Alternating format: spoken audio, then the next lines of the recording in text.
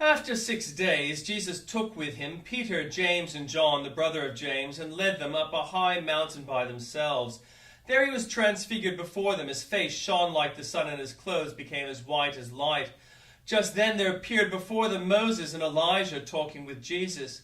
Peter said to Jesus, "Lord, it is good for us to be here. If you wish, I will put up 3 shelters, one for you, one for Moses, and one for Elijah." While he was still speaking, a bright cloud covered them, and a voice from the cloud said, "This is my son, whom I love. With him I am well pleased. Listen to him." When the disciples heard this, they fell face down to the ground, terrified. But Jesus came and touched them. "Get up," he said. "Don't be afraid." When they looked up, they saw no one except Jesus. As they were coming down the mountain, Jesus instructed them, "Don't tell anyone what you have seen until the Son of Man has been raised from the dead." The disciples asked him, "Why then do the teachers of the law say that Elijah must come first?" Jesus replied, "To be sure, Elijah comes and will restore all things. But I tell you, Elijah has already come, and they did not recognize him, but have done to him everything they wished. In the same way, the Son of Man is going to suffer at their hands." Then the disciples understood that he was talking to them about John the Baptist. When they came to the crowd, a man approached Jesus and knelt before him. "Lord, have mercy on my son," he said. "He has seizures and is suffering greatly. He often falls into the fire or into water. I brought him to your disciples, but they could not heal him."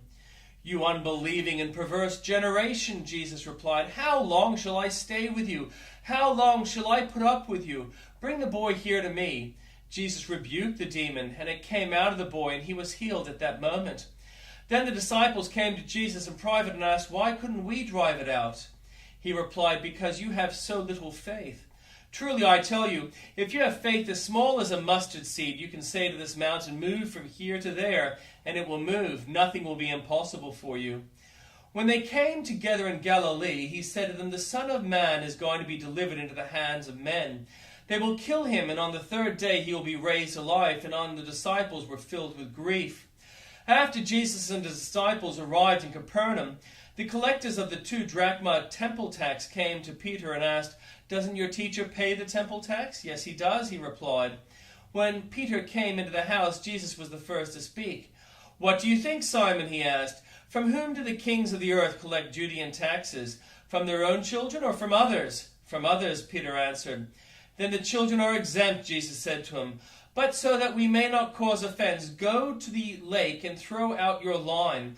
Take the first fish you catch, open its mouth, and you will find a 4 drachma coin. Take it and give it to them for my tax and yours." And the Old Testament reading. Then the Lord said to Moses, "Tell the Israelites to turn back and encamp near Pi-Hahiroth, between Migdol and the sea. They are encamped by the sea directly opposite Baal-Zephon. Pharaoh will think the Israelites are wandering around the land in confusion, hemmed in by the desert, and I will harden Pharaoh's heart, and he will pursue them. But I will gain glory for myself through Pharaoh and all his army, and the Egyptians will know that I am the Lord." So the Israelites did this. When the king of Egypt was told that the people had fled, Pharaoh and his officials changed their minds about him and said, "What have we done? We have let the Israelites go and have lost their services." So we had his chariot made ready to take his army with him. He took 600 of the best chariots along with all the other chariots of Egypt, with the officers over all of them. The Lord hardened the heart of Pharaoh, king of Egypt, so that he pursued the Israelites who were marching out boldly. The Egyptians, all Pharaoh's horses and chariots, horsemen and troops, pursued the Israelites and overtook them as they camped by the sea near Pi-Hahiroth, opposite Baal-Zephon. As Pharaoh approached, the Israelites looked up, and there were the Egyptians marching after them. They were terrified and cried out to the Lord. They said to Moses, "Was it because there were no graves in Egypt that you brought us to the desert to die? What have you done to us by bringing us out of Egypt? Didn't we say to you in Egypt, 'Leave us alone, let us serve the Egyptians'? It would have been better for us to serve the Egyptians than to die in the desert." Moses answered the people, "Do not be afraid. Stand firm, and you will see the deliverance of the Lord will bring you today. The Egyptians you see today will never see again. The Lord will fight for you. You need only be still."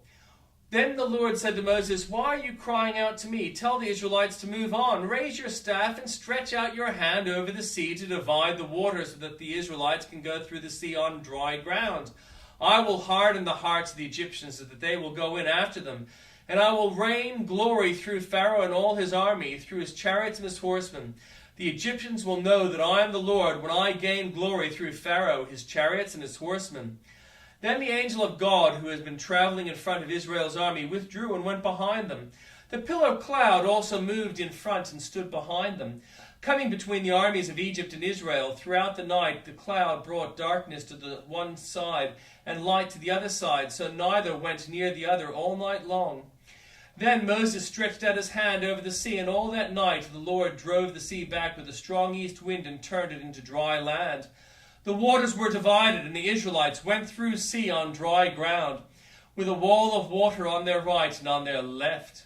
The Egyptians pursued them, and all Pharaoh's horses and chariots and horsemen followed them into the sea. During the last watch of the night, the Lord looked down from the pillar of fire and cloud at the Egyptian army and threw it into confusion.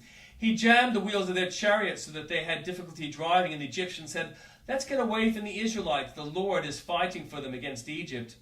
Then the Lord said to Moses, "Stretch out your hand over the sea so that the waters may flow back over the Egyptians and their chariots and horsemen." Moses stretched out his hand over the sea, and at daybreak the sea went back to its place. The Egyptians were fleeing toward it, and the Lord swept them into the sea. The water flowed back and covered the chariots and the horsemen, the entire army of Pharaoh that had followed the Israelites in the sea. Not one of them survived. But the Israelites went through the sea on dry ground, with a wall of water on their right and on their left. That day the Lord saved Israel from the hands of the Egyptians, and Israel saw the Egyptians lying dead on the shore.